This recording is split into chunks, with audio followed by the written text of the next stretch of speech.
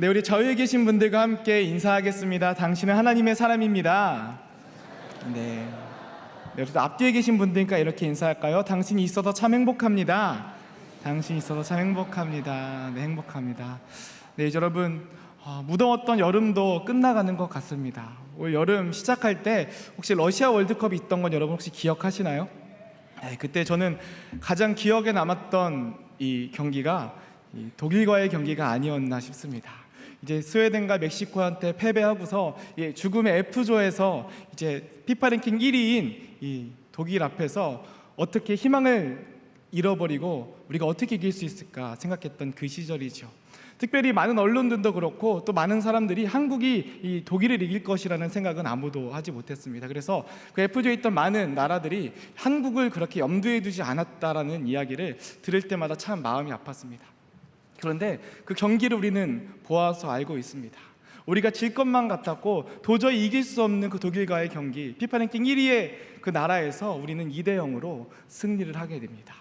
뭔가 무시당하고 뭔가 억압되어 있던 것, 그래도 16강에 진출하지는 못했지만 뭔가 속 시원한 우리 요즘 말로 사이다 같은 경기를 펼쳤던 것이죠. 요즘 우리나라에서 이 사이다라는 말이 굉장히 유행이죠. 뭔가 답답한 마음을 뻥 뚫어줄 때 우리는 그런 표현을 씁니다. 특별히 우리가 이 마음에 뭔가 억압된 것이 있고 그래서 삶에 살아가면서 힘겨운 일들이 있을 때 이것들이 시원하게 해소시켜줄 수 있는 말을 가리켜서 이 사이다라고 하죠. 오늘 말씀에도 예수님이 뭔가 이 시원한 모습을 보여주셨으면 하는 기대감을 일으킵니다. 우리가 오늘 읽은 본문의 말씀은요, 우리가 잘 알고 있는 예수님께서 이 마귀에게 시험을 받는 이야기입니다. 마귀는 예수님께 세 가지의 시험을 건넵니다. 돌이 떡이 되게 하고 또 이 성전 꼭대기에서 뛰어내리라고 하고 자신의 앞에서 절을 하라는 세 가지의 시험을 예수님께 펼쳐 보입니다. 우리 예수님께서 정말 이 사이다처럼 이렇게 시원하게 속 시원하게 마귀를 물리치시려면 여러분 어떻게 하겠습니까? 이 마귀를 향하여 이 돌이 떡이 되는 기적을 일으켜 보이시면 그 앞에서 마귀가 한마디도 하지 못할 것입니다. 정말 성전 꼭대기에서 예수님께서 뛰어내릴 때 천사들이 예수님을 떠받아서 예수님께 영광 올려드린다면 아마 마귀들은 예수님 앞에 복종하게 될 것입니다. 그렇다면 우리가 누구나 생각하는 시원한 사이다와 같은 예수님의 이 승리가 되겠지요. 그런데 우리가 알고 있듯이 오늘의 우리가 읽은 말씀의 예수님은 그렇게 응답하지 않습니다. 그런 방법으로 그렇게 사이다와 같은 시원한 모습으로 시험을 해결하지 않으십니다. 오늘 우리는 이 말씀을 통하여서 왜 예수님께서 이렇게 어떻게 시험을 이겨내셨나, 어떤 방법으로 예수님은 이 시험을 맞으셨나, 우리가 한번 이 말씀을 통하여 살펴보고자 합니다. 먼저 우리 예수님의 첫 번째 시험에 관해서 나눠보고자 합니다. 우리 마태복음 4장 3절 말씀을 함께 읽겠습니다. 시작. 시험하는 자가 예수께 나와서 이르되 내가 만일 하나님의 아들이여든 명하여 이 돌들로 떡덩이가 되게 하라. 아멘. 이 시험 이전에 예수님은 40일 주야를 금식을 하셨습니다. 굉장히 시장하신 상태이죠. 그런 예수님을 향해서 마귀가 와서 예수님께 첫 번째 시험을 건넵니다. 그 시험은 바로 이 돌이 떡덩이가 되게 하라. 지금 네가 배고프니까 이 돌을 떡으로 만들어서 먹어보라는 이 마귀의 시험입니다. 이것은 무엇에 관한 시험일까요? 이것은 바로 예수님의 능력에 관한 시험입니다. 여러분, 세상에 어떤 사람이 돌을 떡으로 만들어 먹을 수 있겠습니까? 어떤 아무리 능력 있는 사람도 먹지 못하는 돌을 요리해서 먹을 수 있는 사람은 아무도 없을 것입니다. 그런데 마귀는 예수님 앞에 시험을 합니다. 내가 만일 하나님의 아들이여든 이 돌이 떡덩이가 되게 하여라. 네가 정말 하나님의 아들이라면 내 능력을 보여서 네가 하나님의 아들이라는 것을 증명해 보이라는 마귀의 시험입니다. 바로 예수님의 능력, 예수님의 신적인 능력에 관해 증명해 보이라는 것이 첫 번째 마귀의 시험입니다. 여러분, 우리도 살아가면서 이러한 능력에 관한 시험들을 참 많이 겪으며 살아갑니다. 특별히 오늘 우리가 살아가는 시대는요, 능력 중심의 시대입니다. 그래서 능력이 있는 사람들은 쓰임받고 능력이 없다고 여겨지면 버림받습니다. 여러분, 우리가 얼마나 치열하게 살아갑니까? 우리가 가진 능력을 더욱더 극대화시키고 발달시키고 확대하기 위해서 얼마나 열심히 살아갑니까? 날마다 자격증 따고요, 자격증 공부하고 시험 공부하고 날마다 새로운 것에 도전하며 그렇게 스펙을 쌓아갑니다. 그래야 인정받을 수 있기 때문입니다. 어쩌면 돌이 떡덩이가 되게 하는 것은 예수님의 능력에 관한 시험입니다. 정말 하나님의 아들이거든 내가 그에 합당한 능력을 보이라는 것입니다.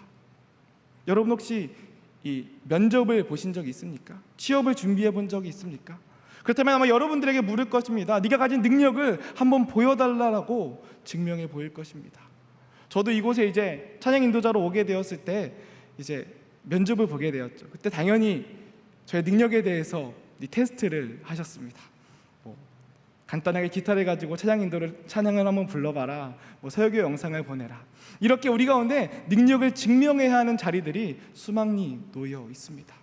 그래서 우리는 삶의 자리에서 우리의 능력을 그렇게 개발시키기 위하여 노력합니다.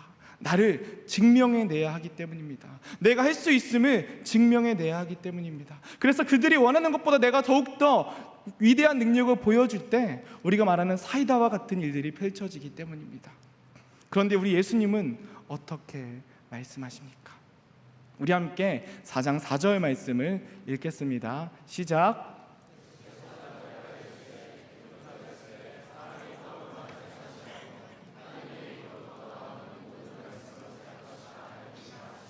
아멘. 예수님은 하나님의 말씀, 신명기 8장의 말씀으로 마귀에게 응대하십니다. 사람이 떡으로만 살 것이 아니라 하나님의 입으로부터 나오는 모든 말씀으로 살 것이다. 우리가 너무나 잘 알고 있는 말씀이죠. 우리가 너무나 다 외우고 있는 말씀이죠. 그렇습니다. 하나님을 믿는 사람들은, 하나님의 백성들은 먹을 것이 아니라 하나님의 말씀을 먹고 사는 것입니다. 그럼에도 불구하고 예수님의 대답은 뭔가 우리 가운데 속 시원한 대답은 아닙니다. 정말 그 앞에 떡 케이크라도 하나 만들어 주었으면 마귀가 예수님 앞에 굽신거렸을 텐데, 예수님은 그렇게 말씀을 통하여 우리가 진짜 먹을 것은 이 눈앞에 보이는 떡이 아니라 하나님의 말씀이라고 그렇게 말씀하십니다. 왜 예수님은 이렇게 말씀하셨을까요? 우리 계속해서 두 번째 예수님의 시험에 관하여 한번 살펴보고자 합니다. 우리 4장 5절과 6절 말씀을 함께 읽겠습니다. 시작. 이에 마귀가 예수를 거룩한 성으로 데려다가 성전 꼭대기에 세우고 이르되 내가 만일 하나님의 아들이여든 뛰어내리라. 기록되었으되 그가 너를 위하여 사자들을 명하시리니 그들이 손으로 너를 받들어 발이 돌에 부딪히지 않게 하리로다 하였느니라. 아멘. 두 번째 시험, 이제 마귀도 예수님의 음성을 듣고서 뭔가 한 단계 진보했습니다. 오늘 말씀에 보면요, 마귀는 예수님을 시험할 때 시편 91편의 말씀을 들고 예수님 앞에 나옵니다. 내가 하나님의 아들이거든 저 성전 꼭대기에서 한번 뛰어내려라. 그렇다면 하나님께서 너를 받쳐주시지 않겠느냐. 네가 정말 하나님의 아들이라면 하나님이 너를 구원해 주시지 않겠느냐. 첫 번째 시험이 예수님의 능력에 관한 시험이었다면요, 두 번째 시험은요, 예수님이 하나님의 관계에 관한 신뢰에 대한 시험이었습니다. 정말 하나님의 아들이라면 하나님이 너를 구할 것 아니냐. 하나님과의 관계가 너가 정말 올바로 되어 있다면 하나님이 네가 하나님을 신뢰할 수 있을 만한 관계라면 하나님이 너를 구원해 주시지 않겠느냐. 그러니 한번 뛰어보아라. 바로 관계에 대한 질문입니다. 하나님과의 관계에 대한 질문. 여러분, 우리도 살아가면서요, 이런 관계에 대한 시험을 맞이할 때가 참 많이 있습니다. 저는요, 이렇게 아시는 분들은 아시겠지만 보기보다 조금 이렇게 작은 마음을 가지고 있습니다. 작은 마음을 가지고 있는데요, 어쨌든 그래서 관계에 있어서도 이렇게 막 시원시원한 타입은 아닌 것 같다고 스스로 생각하며 살아갈 때가 참 많이 있습니다. 제가 이제 신학대학원을 다닐 때 굉장히 친하게 지내던 형이 있습니다. 같이 밥도 먹고요, 같이 말씀도 묵상하고 같이 예배도 드리고 수업도 듣고 모든 일거수일투족을 함께 했던 형이 있습니다. 이제 어느 날은 이 수업이 교회 주일날 사역이 끝나서 조금 일찍 끝나서 돌아가는 길에 배가 고파서 형에게 이 문자를 보냈습니다. 형, 나 배가 고프니까 우리 같이 저녁 식사를 하자. 근데 형에게 답장이 옵니다. 자기 오늘 속이 안 좋아서 밥을 못 먹겠다라고 얘기를 하는 겁니다. 그래서 속이 안 좋구나, 어떡하지? 나도 형이 안 먹는데 나도 밥 먹지 말아야겠다, 그냥 한강에 자전거나 타고 다녀야겠다라고 생각하면서 자전거를 끌고 한강으로 내려가는 길에 웬 여인과 함께 있는 형의 모습을 발견하게 되었습니다. 밥을 먹으러 들어가는 길이었죠. 여러분, 그때 제가 느꼈던 배신감은요, 이루 말할 수 없습니다. 분명히 속이 안 좋다고 했는데, 분명히 타당한 이유가 있다고 얘기했는데 왜 그렇게 얘기하지 않고, 약속이 있다고 얘기하지 않고 내게 거짓말을 했을까? 여러분, 그때 제 마음 가운데 들었던 배신감은요, 굉장히 컸습니다. 그래서 제가 마음이 그 당시, 지금도 작지만 되게 작았다고 했죠. 그래서 형과 며칠 이렇게 얘기하지 않았던 네, 기억이 있습니다. 그때 굉장히 연약한 모습이었죠. 요즘에는 연락 자주 합니다. 네, 어쨌든 여러분, 우리는 그렇게 관계에 대해서 시험해 보고 싶을 때가 있습니다. 내가 이 사람을 생각하고, 내가 이 사람을 사랑하고, 내가 이 사람을 믿는 만큼 이 사람이 나를 믿어주지 않으면요, 또 믿을 만한 사람이라는 생각이 들지 않으면요, 우리 마음 가운데는 상처가 일어납니다. 특별히 가까운 관계일수록 더 그렇습니다. 내가 가까운 관계일수록, 내가 믿었던 관계일수록 내가 믿지 못할 거라는 생각이 드는 순간 우리 마음 가운데는요, 배신감이 물밀듯 차오릅니다. 그래서 아무리 좋았던 관계도 깨져버리는 것은 한순간입니다. 관계의 신뢰, 우리는 그 신뢰를 얻지 못하면 자꾸만 집착하려고 합니다. 내가 이 사람과 더욱더 신뢰의 관계를 가지려고 더욱더 내가 이 사람에게 매달리려고 합니다. 그러다 보면 관계가 깨지고 말지요. 사단은 우리 가운데, 마귀는 우리 가운데 시험합니다. 정말 이 사람이 내가 믿을 만한 사람이냐, 믿을 만한 관계이냐, 그 관계에 내가 놓여 있느냐, 내가 사랑받고 내가 믿을 만한 존재이냐, 우리를 자꾸만 시험하려고 합니다. 그렇게 사단은, 마귀는 예수님을 향하여 시험합니다. 네가 만약 하나님의 아들이거든, 하나님을 믿을 만한 분이거든, 네가 한번 뛰어내어 보라. 정말 하나님과 관계가 올바로 돼 있다면 하나님이 너를 구하지 않겠느냐. 우리는 그렇게 늘 우리 삶 속에서 많은 관계들에 대해서 마귀의 시험 가운데 놓이며 살아갑니다. 그런 시험에 관해서 예수님은 무엇이라고 말씀하십니까? 우리 함께 7절 말씀을 읽겠습니다. 시작. 예수께서 이르시되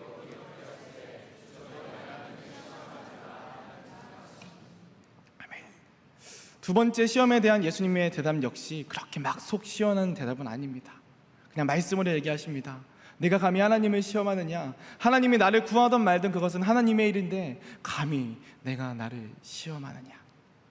그렇게 예수님은 두 번째 역시 말씀으로, 우리가 느끼기에 그렇게 막 시원하진 않지만 그렇게 마귀에게 응답하십니다. 왜 예수님은 자꾸만 이렇게 답답하게 대하시는 걸까요?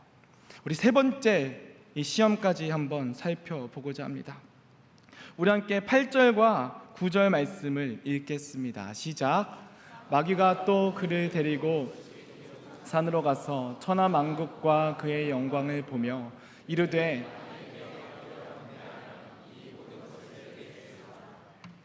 아멘. 세 번째 마귀의 시험은 무엇입니까? 세상 만물의 모든 영광을 보여주며 자신에게 절하면 그것을 주겠다라는 것입니다. 세 번째 시험은 바로 소유에 관한 시험입니다. 우리가 너무나도 쉽게 무너지는 문제이지요. 우리가 너무나도 쉽게 넘어지는 문제입니다. 여러분, 인간은 얼마나 뼛속부터 이 소유에 관한 집착을 가지고 있는 존재인지 알고 있습니까? 저희 집에는요, 이제 두 돌이 조금 지난 남자 사람 한 명이 있습니다. 근데 이 아기가요, 소유의 개념이 너무나 강합니다. 그래서 제가 먹는 컵을 보면 항상 아빠 거 이러고, 자기가 먹는 음식을 보면 항상 내 거 이렇게 이야기를 합니다. 그러다가 제가 이제 이 아들 거를 좀 먹으려고 하면요, 자꾸 내 거 하면서 못 먹게 말리며 떼를 씁니다. 어렸을 때부터 사람은요, 그렇게 소유에 관해서 집착하고 자신의 소유에 관해서 아주 소중하게 생각합니다. 여러분, 그렇지 않습니까? 어렸을 때 이렇게, 저 어렸을 때는 책상이 이렇게 둘이서 붙어 있었거든요. 그럼 이제 가운데 항상 이렇게 금을 긋고서 금을 넘어오면 내 거라고 항상 그렇게 이야기합니다. 혹시 그런 기억 여러분 있는지 모르겠습니다. 다 개인 책상 이렇게 쓰셨나요? 어쨌든 그랬던 기억이 있습니다. 그렇게 우리는 소유에 관해서 집착하며 살아갑니다. 내 것이었으면 좋겠고, 뭔가 더 내 것이 풍족했으면 좋겠고, 내 것이 더 많이 있었으면 좋겠습니다. 특별히 우리가 살아가는 이 세상은요, 자본주의 사회입니다. 자본, 물질, 소유가 곧 가치인 세상이죠. 그래서 사람들은 물질이 있는 곳에 가치가 있다고 여깁니다. 그래서 더 가치 있는 곳에 자신의 물질을 쏟아붓고 어떻게 해서든 그 소유를 내 것으로 만들기 위해서 노력합니다. 더 많은 부를 축적하고 싶고요, 더 많은 관계들을 가지고 싶고요, 더 많은 사람들을 가지고 싶습니다. 이것이 바로 소유에 대한 인간의 욕구입니다. 우리는 이 소유에 대한 사단의 시험을 얼마나 많이 경험합니까? 우리는 얻기 위해서라면 무엇이든 하는 세대에 놓여 있습니다. 더 많이 가지기 위해서라면요, 정의도 무너지고 또 생명도 무너지는 세상 속에서 우리는 살아가고 있습니다. 생명을 값으로 여기는 세상, 환경과 가치들을 돈으로 환원하는 세상 가운데 우리는 살아가고 있습니다. 날마다 세상은 우리를 그렇게 시험합니다. 소유가 가장 중요한 것이라고, 돈이 최고라고, 물질을 갖는 것이 가장 큰 세상에서의 가치라고, 그렇게 사단은 날마다 우리를 시험하며 우리의 삶 속에 침투하며 나아갑니다. 우리는 이렇게 소유의 유혹 앞에 날마다 노출되어 있습니다. 그런 예수님, 오늘 사단 앞에, 마귀 앞에 무엇이라 말씀하십니까? 우리 함께 10절 말씀을 읽겠습니다. 시작. 이에 예수께서 말씀하시되 사탄아 물러가라, 기록되었으되 주 너희 하나님께 경배하고 다만 그를 섬기라 하였느니라. 아멘. 여러분, 이 세상을 창조하신 분은 누구입니까? 이 세상의 만물의 주관자며 만물의 주인 되시는 분은 바로 하나님이십니다. 예수님은 모든 소유의 주권자 되십니다. 모든 인생의 주권자 되십니다. 만물의 주인 되십니다. 제가 만약에 예수님이었다면, 야, 이 어리석은 사단아, 이 만물이 나의 것인데 내가 왜 네 앞에 절하겠느냐고 속 시원하게 이야기했을 것입니다. 그러나 예수님의 세 번째 대답 역시 그렇게 우리가 느끼기에 속 시원한 대답은 아닌 것 같습니다. 그렇다면 왜 도대체 예수님은 우리가 원하는 이 사이다와 같은 시원한 대답으로 마귀에게 말씀하지 않으실까요? 왜 그렇게 속 시원한 대답으로 마귀를 한 방에 제압해버리면, 큰 능력으로 하나님의 권능을 가지고 마귀를 무너뜨리면 누구나 다 예수님이 영광 가운데 계신 것을 바라볼 텐데, 왜 예수님은 그렇게 시원한 모습으로 마귀에게 나아가지 않으시는 것일까요? 우리는 마귀의 세 가지 시험을 다시 한번 되짚어봅니다. 첫 번째는 무엇에 관한 시험이라 그랬죠? 바로 예수님의 능력에 관한 시험이었습니다. 두 번째는요, 관계에 관한 시험. 세 번째는 소유에 관한 시험이었습니다. 마귀는 예수님께 이야기합니다. 내가 만일 하나님의 아들이거든 너의 능력을, 너의 관계를, 너의 이 소유를 증명해 보이라고 이야기합니다. 그렇습니다, 여러분. 우리가 이 땅 가운데서 우리의 능력을, 우리의 관계를, 우리의 소유를 얻기 위해서 우리는 노력합니다. 왜냐하면 증명해내야 되기 때문입니다. 세상 앞에 증명해내야 되기 때문입니다. 내가 얼마나 능력 있는 사람인지를 증명해야만 인정받을 수 있습니다. 내가 사랑하는 사람들과의 관계가 올바로 돼야만 내가 사랑받고 있다는 것을 증명해낼 수 있습니다. 나의 소유가 모아지고 내가 떵떵거리고 살 수 있을 만큼 되어야 사람들이 나를 존중해 준다고 우리는 생각합니다. 우리는 그렇게 나를 끊임없이 증명해내기 위하여 살아갑니다. 세상은 우리 앞에 늘상 증명하라고 이야기합니다. 너의 능력을 한번 증명해보아라. 너의 관계들을 한번 증명해보아라. 너의 소유들을 한번 증명해보아라. 그래야 내가 너를 인정해 주겠다. 여러분, 저는 20대 시절 저의 삶에 가장 큰 고민이 있었습니다. 그건 뭐냐면요, 저 스스로 제가 사랑받을 수 없는 사람이라고 생각했습니다. 저는요, 아무런 능력도 없었습니다. 또 관계도요, 아까 얘기했지만 굉장히 마음이 작아서 그렇게 넓은 관계를 맺으며 살아가지는 않았습니다. 그리고 물질 소유도 없었습니다. 그러다 보니 내세울 만한 아무것도 없었습니다. 늘 의기소침해 있고 늘 움츠러들어 살아갔습니다. 어느 정도 저를 사랑할 수 없었냐면, 저는 가장 세상에서 어려운 것이 혼자서 밥 먹는 일이었습니다. 학교에서 발표가 있을 때 나서서 발표해 본 적이 단 한 번도 없었습니다. 왜냐하면 너무나 두렵고 너무나 떨렸기 때문이죠. 내가 능력이 없는 것을 스스로 너무나 잘 알았고, 내가 관계가 좋지 못하는 것을 잘 알았고, 또 내게 물질이 없어서 내가 내세울 것이 없다는 것을 너무나 잘 알았기 때문입니다. 그런 패배감 속에서 저는 스스로 사랑할 수 없는 존재라고 여기며 살아갔습니다.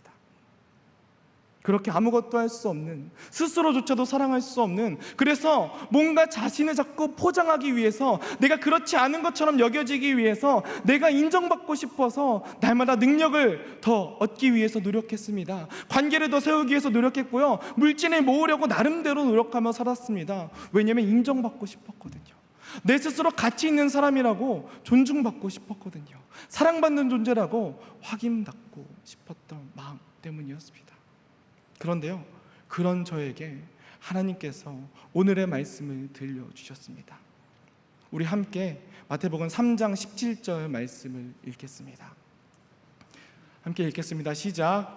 하늘로부터 소리가 있어 말씀하시되 이는 내 사랑하는 아들이요 내 기뻐하는 자라 하시니라. 아멘. 여러분, 우리는요 늘 우리의 존재의 가치를 증명하기 위해서 그렇게 살아갑니다. 나의 존재의 가치를 증명하기 위해서 능력을 키우며 살아갑니다. 내가 사랑받기 합당한 사람인 것처럼 여겨지기 위해서 많은 사람들에게 사랑받으려고 노력하며 살아갑니다. 무시당하지 않으려고 물질을 축적하며 살아갑니다. 그래야만 우리의 존재가 인정받을 수 있을 것처럼 여겨지기 때문입니다. 그런데 그런 우리를 향해서 하나님은 말씀하십니다. 이는 내 사랑하는 아들이요 이는 내 사랑하는 딸이요 내 기뻐하는 자라. 여러분, 오늘 예수님은요 이 말씀 직후에 마귀의 시험 가운데 놓이십니다. 예수님은 마귀의 시험에 우리가 원하는 속 시원한 대답을 하시지 않습니다. 그 까닭은 무엇입니까? 사단은요 늘 우리에게 증명해 보이라고 이야기합니다. 너의 가치를 증명해 보아라. 너의 존재를 증명해 보아라. 내가 얼마나 사랑받고 있는지 증명해 보아라. 사단은 늘 우리에게 그렇게 말합니다. 그래서 우리가 증명해내지 못하면, 그래 너는 그래서 가치 없는 사람이야, 그래서 너는 무시당해도 돼, 그래 너는 그래서 부족한 사람이야, 우리를 자괴감과 패배감 가운데 머물게 만듭니다. 그러나 그런 우리를 향해서 주님은 말씀하십니다. 너는 내 사랑하는 아들이야, 너는 내 사랑하는 딸이야. 너는 그것을 증명해낼 필요가 없어. 내가 너를 사랑하고 있는데, 내가 너를 이렇게 아끼고 내가 너를 위해 십자가를 지었는데 왜 너는 그렇게 그것을 증명해 보이기 위하여 애걸복걸하며 살아가니? 예수님은요 시원하게 말씀하신 것이 아닙니다. 시원하게 증명할 필요가 없었습니다. 왜냐하면 이미 사랑받고 있으신 분이시었기에 그분의 능력을, 그분의 관계를, 그분의 소유를 증명해낼 필요가 없었던 것입니다. 여러분, 우리는 얼마나 이 세상에서 치열하게 살아갑니까? 내가 증명받기 위하여, 내가 사랑받기 위하여 얼마나 그렇게 노력하며 살아갑니까? 그리고 그것이 좌절될 때마다, 나의 계획이 실패할 때마다 깊은 패배감 속에서, 좌절감과 열등감 속에서 얼마나 헤어나오지 못하며 눈물을 흘리며 살아갑니까? 그런데 그런 우리를 향하여 주님은 말씀하십니다. 얘야, 너는 누구보다 내가 사랑하는 아들이고 내가 누구보다 아끼는 딸이다. 내가 가장 기뻐하는 자가 바로 너다. 우리를 향한 하나님의 사랑에는요 우리의 자격이 중요하지 않습니다. 우리의 능력이 중요하지 않습니다. 우리의 관계가 중요하지 않고 우리의 소유가 중요하지 않습니다. 예수님의 십자가는 자격 있는 자들을 위해 오신 십자가가 아닙니다. 예수님의 구원은요 자격 있는 사람, 구원받기 합당한 자들을 위한 그 십자가가 아닙니다. 매일같이 넘어지고 매일같이 죄 때문에 쓰러지고 매일같이 깊은 패배감에 새어나올 수 없는 연약한 우리들을 향한, 자격 없는 우리들을 향한 그 놀라운 십자가가 바로 우리 그리스도의 십자가입니다. 여러분, 우리가 이 땅을 살아가기 위해서는 당연히 노력해야죠. 당연히 능력을 키워야죠. 당연히 수많은 관계들, 올바른 관계들을 맺으며 또 살아가기 위해서는 소유도 얻으며 살아가야 하겠지요. 이것은 너무나 당연한 일입니다. 그러나 여러분, 그것이 우리의 가치를, 우리의 존재를 증명해 주지 않는다는 사실을 우리 마음 가운데 새겼으면 좋겠습니다. 우리의 가치는 어디로부터 나옵니까? 바로 하나님의 사랑으로부터입니다. 우리를 향하여 끊어낼 수 없는 예수 그리스도의 십자가의 사랑으로부터 우리의 존재는 빛나게 됩니다. 우리가 아무리 부족하고, 우리가 아무리 모자라고, 우리가 아무리 연약하고, 나 스스로 생각하기에도 내가 사랑할 수 없는 존재인 것처럼 여겨질지라도 하나님은 우리를 사랑하십니다. 하나님은 우리를 사랑하십니다. 그래서 하나님은 나를 위하여 십자가를 지셨던 것입니다.